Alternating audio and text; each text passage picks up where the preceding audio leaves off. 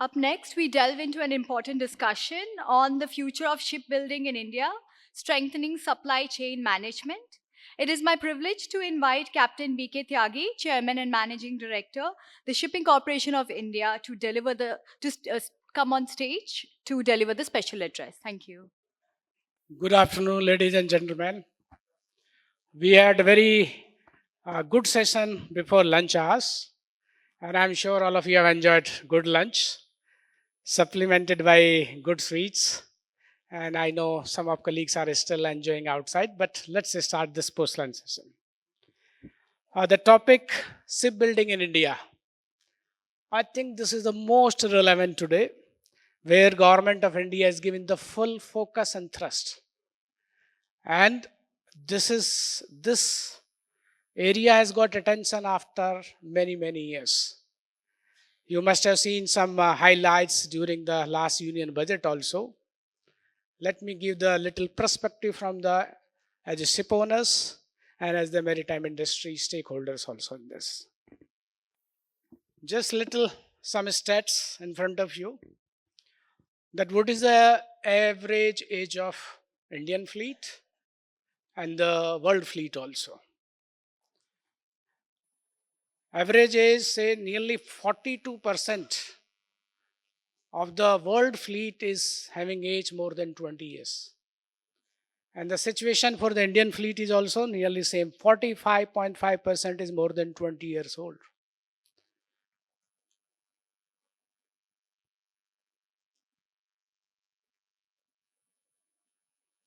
This is in terms of dead weight.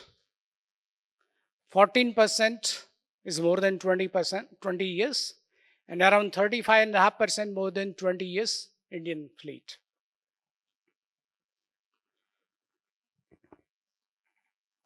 Now, this age is concerning for all of us, aged fleet.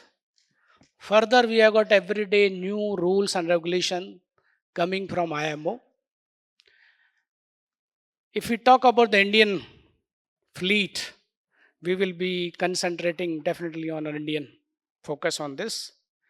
Today, as a ship owners, we work in a very constrained environment where Indian ship owners are at a cost disadvantage to the tune of 18 to 20% when we compare with the international or foreign ship owners. And there are various reasons for that. Further, now this new IMO rules and regulation in terms of the greening the shipping, market-based measures are going to be implemented maybe by October this year. IMO is gearing up for that. And then this gap, this disadvantage for the ship owners will further increase. So these are the basically challenges for all Indian ship owners. Further, IMO has decided that these are the timelines to comply with the to reduce the carbons. On the other hand, OEMs are not yet fully ready to provide the engines which can burn those alternative fuels. Further challenge for Indian ship owners or any ship owners on this earth, availability of this alternate fuels.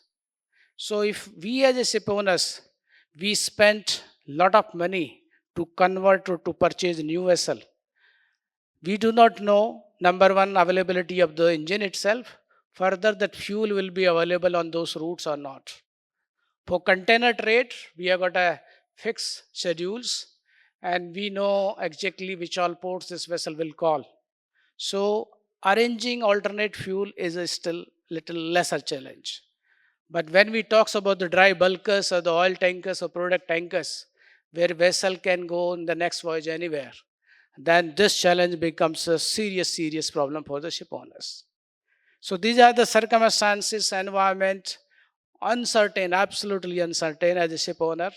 We are not in a situation to order new vessels. If we order new vessel also, what kind of engine and for what kind of fuels. This challenge is equally for the Indian ship owners. Further, in the world, we have got only 3 major shipbuilders.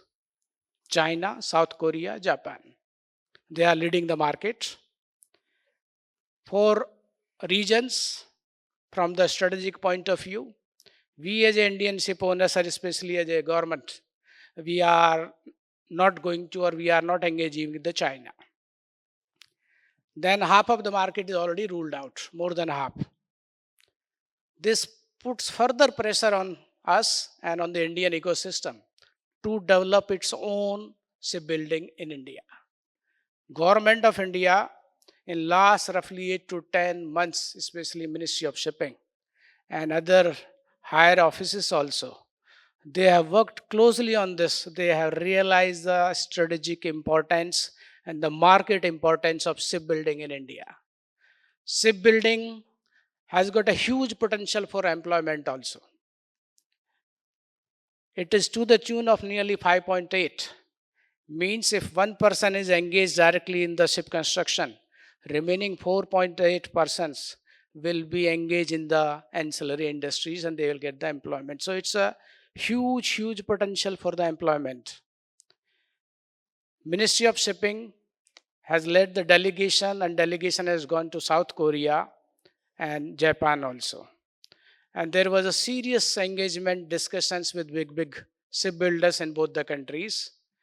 And I am happy, you must have seen in this media also, to inform you, share this information, that some of the Korean and Japanese shipyards, they have shown a keen interest and they have visited India and they are looking for the spots, they're looking for the potential partners.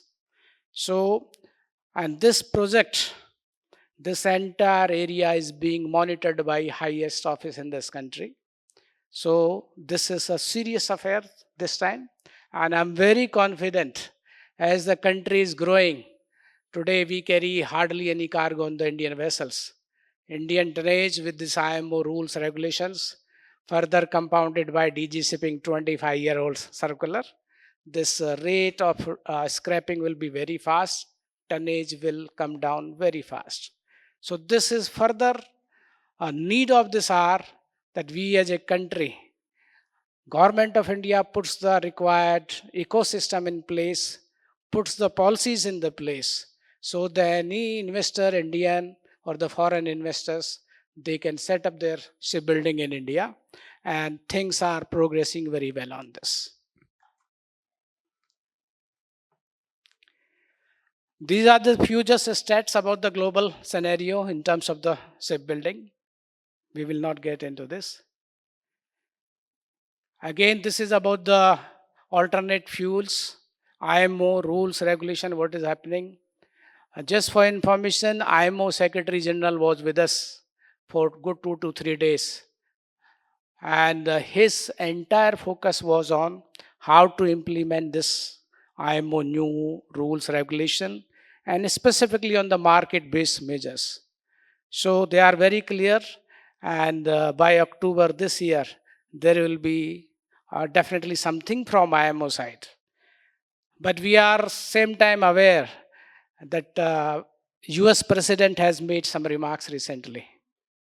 And in the last meeting, which is happening in London, US delegate has not attended the meeting also. These are some signals in the environment, what is happening at the political, geopolitical front.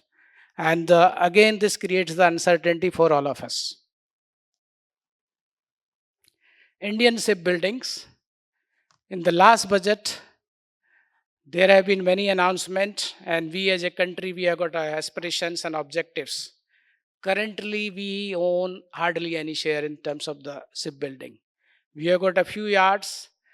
Some of them are on the Ministry of Defense. They remain engaged with the defense orders. Remaining public sector yards and some private yards, they are busy with the defense orders because for them in terms of the business, defense orders are much safe and secure. We want to be in top 10 by 2030. This is our aspiration, and top 5 by 2047. These are from our Vision 2030 and 2047 Viksit Bharat. Make in India, make for world. And this has to be part of the circular economy of the country, right from construction, operation, and then the shipbreaking also. And again, definitely this is going to be part of the blue economy. Now, there are yards, PSU yards. They are doing good jobs like CSL, RMDL, HSL, GRSC, but they are busy and their capacity is very, very limited if we compare in terms of the international standards. Very limited. And we cannot be happy with that kind of production on the shipbuilding. And this is the reason where our Ministry of Shipping is taking lead and inviting foreign shipbuilders to the Indian soils. Various clusters are being now identified to do the shipbuilding. And I'm really happy to share this also that state of Andhra Pradesh is taking huge lead in this direction.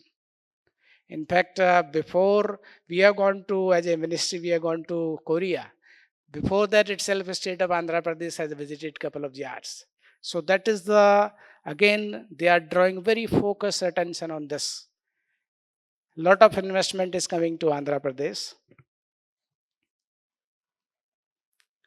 Some challenges, definitely challenges are there. That is the reason this industry has not developed in India. And this answers, the solutions are being provided by Government of India, Ministry of Shipping. Job of our ministry or the Government of India is to create the environment ecosystem where any investors can invest their money and they find the profit in that. And in the bargaining, as a country, we also get fruits of this shipbuilding in India. Very basic thing, our country is growing with a good 7 to 8%.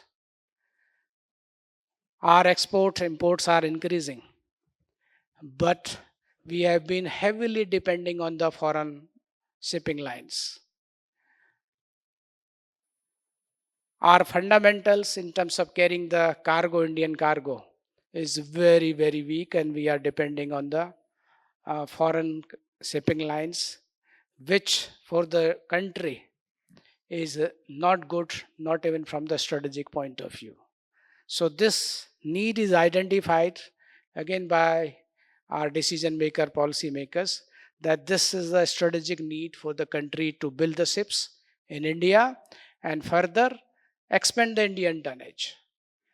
Expansion of Indian tonnage, now this is back to back from the ship owners and the ship builders, and finally to the ship recyclers also. Very first time in India now, demand is being aggregated with the help of all PSUs, oil companies, fertilizer, steel. So much demand is there to transport cargo, Indian cargo from country to outside or from outside to country. Now to do that, today nearly we spent $86 billion every year in terms of freight which is going out of country.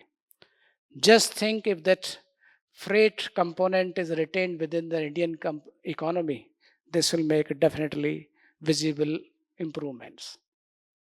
Not only this freight, even the ancillary industries will grow, will multiply, and this will all add the advantage to our Indian economy.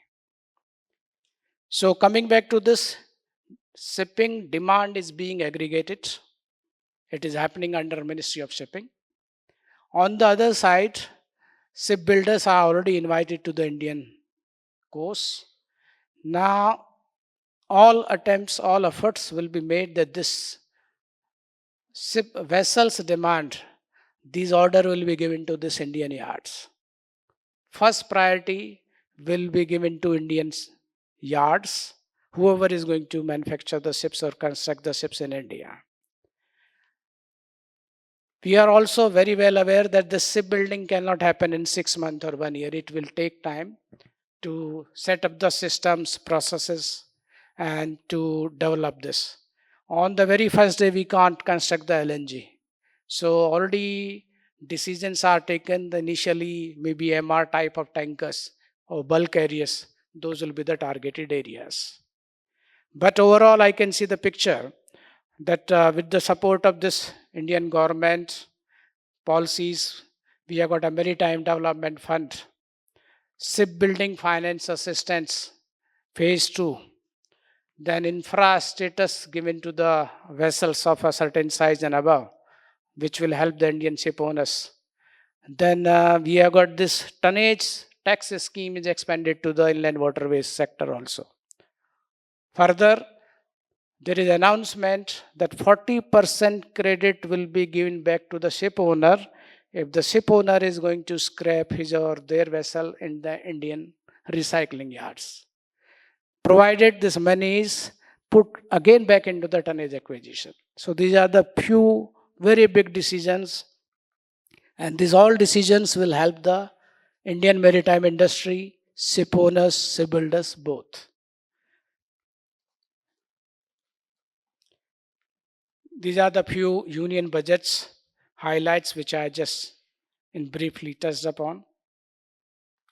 Cluster developments, this is definitely thrust, and already some areas are being identified, some on the west coast, and east coast is also leading on this, as I mentioned, the state of Andhra Pradesh.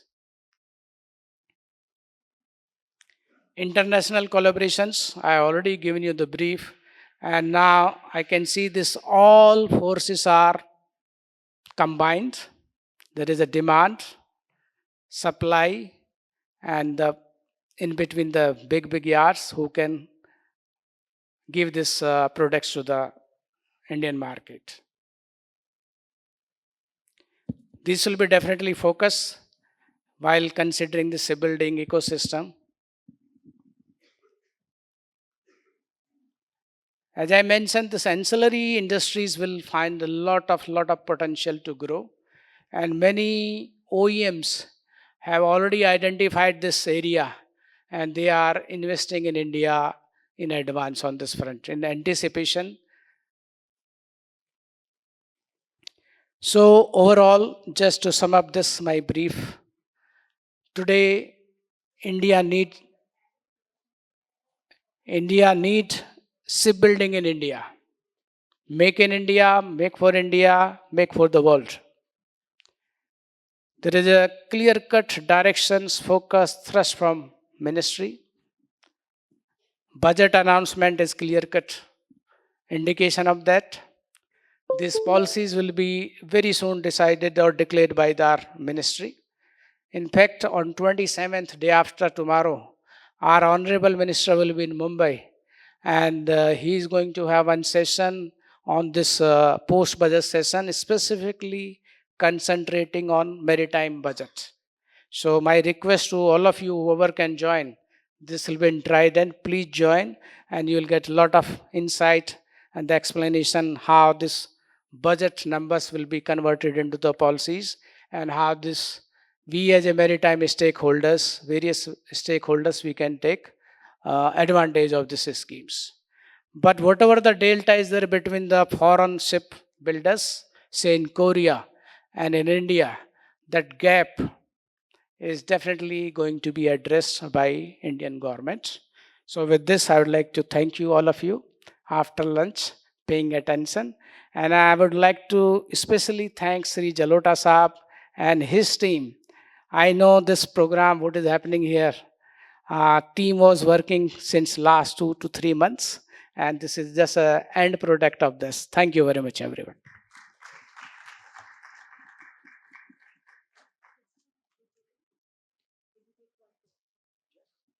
We can have one quick question, if there's anybody. Not one question, as much as you want and time permits.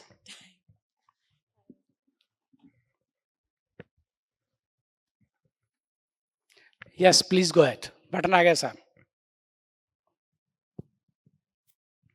Thank you, sir, for wonderful insight into the, what we are going to do in terms of shipbuilding activity.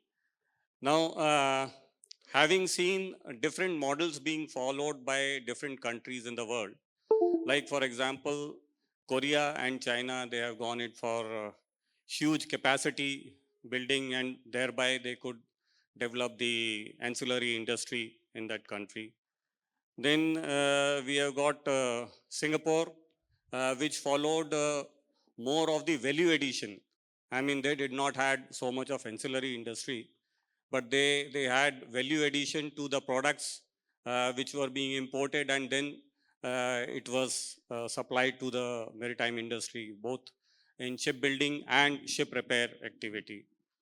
And then you have got cluster type of arrangement, which is there in some European countries, especially Turkey.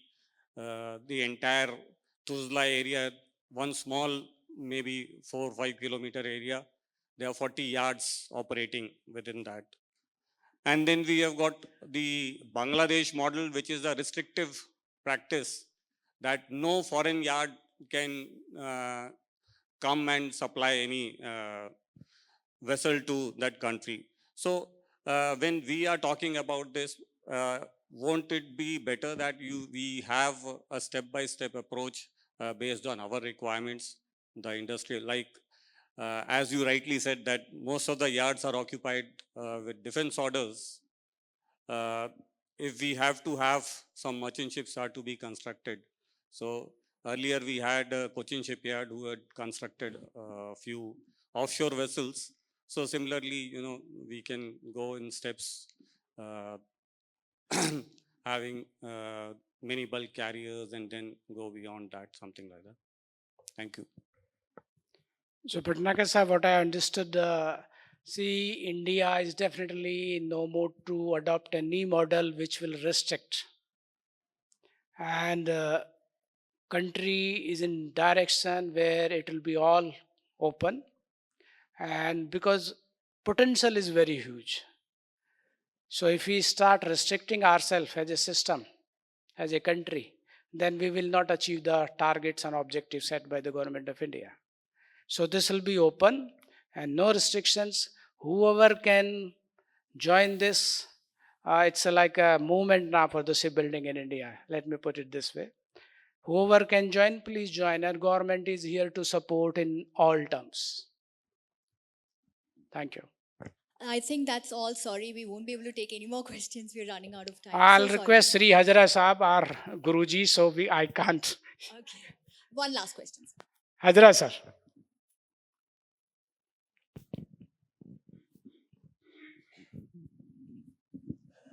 Thank you, Tyagi, for allowing me to put this comment and question. Firstly, I must say that I have been associated with maritime for well over 5 decades.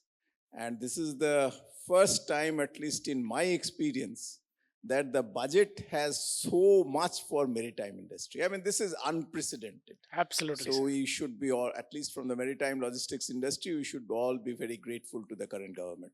That is point number one. My second question is, as you very rightly said, for various reasons and for competitiveness, etc., Indian tonnage has not grown.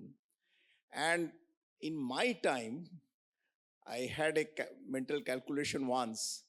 The overall market cap for Indian shipping companies was under $2 billion. I'm sure today, if I calculate, it will be not even $1.5 billion. And the very minimum investment that is to be made to bring up Indian fleet to any sizable level, I mean, so that, we are carrying maybe 6-7% of the Indian EXIM trade, whereas in 80s we used to carry 44%. So to bring it to even 10%, 15%, we require a minimum investment of $20 billion. So how will Indian shipping companies on their own, unless oil companies, steel companies, unless all of them also really partake in the equity investment, how do you think it is financially possible for Indian shipping companies to even envisage that kind of investment? That's one. And secondly, China particularly and South Korea also, they have gone so far ahead in the normal breakbulk tanker shipbuilding. For Indian shipbuilding yards today, of course, you are absolutely right that you have mentioned 5.8 for the labor multiplier effect. Even for financial multiplier effect will be 3 plus. That is $1 invested in shipbuilding will bring a return of $3 plus in the Indian GDP. But all that I am saying that how do you think if we take small vessels, state-of-the-art vessels, green vessels, that's different. But for normal bulk carrier and tanker, do you think it is really possible for Indian shipyards to compete with the Chinese shipyard particularly, and even South Korean shipyard in terms of cost competitiveness? Again, this is a question. Thank you, sir. Thank you. Privileged to have your comments and the questions, sir. First, your comments. I fully agree, sir. At least in my small career of the shipping, I never seen so much committed efforts from Government of India. Attempts were made in 2014-15 to build LNG vessels in Cochin shipyard, but that for reasons that failed miserably. But we as a country, we as a young generation, it's never late to start the things. And I'm very confident this time we as a country, we as an industry will not fail, sir. Further raising this finances, sir. This Maritime Development Fund, this is a one step in the same direction, sir, to provide the low-cost financing to the maritime industry, including to the ship owners, shipbuilders. And this, in terms of competitiveness, definitely if you built any vessels in India, when we compare to China, there is a huge gap, sir. And then there is the role of Government of India in terms of this various financial assistance and this fund, sir.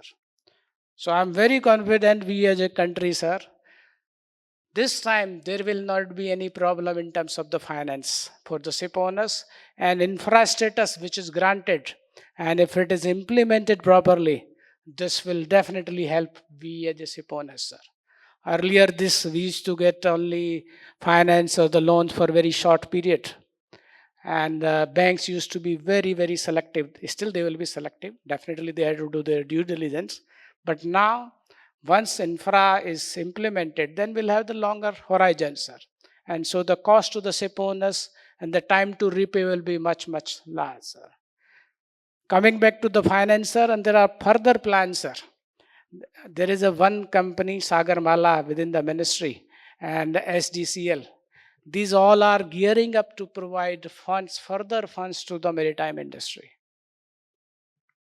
So finance will not be problem.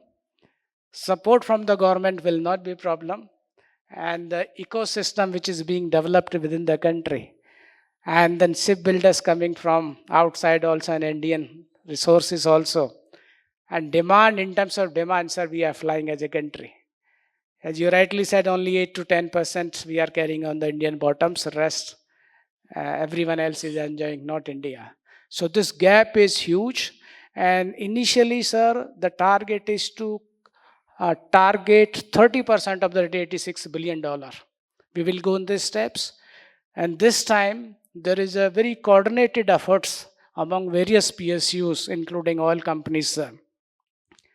And they are in full mood to pump whatever the amount of finance is required from their side, sir, in this industry.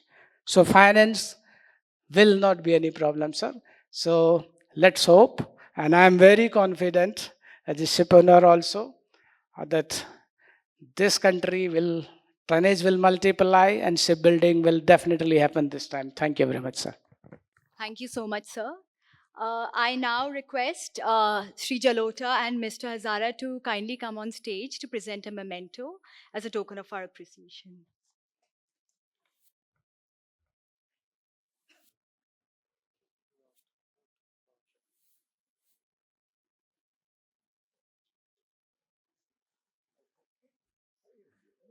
Great pleasure and privilege. Very good. Very good.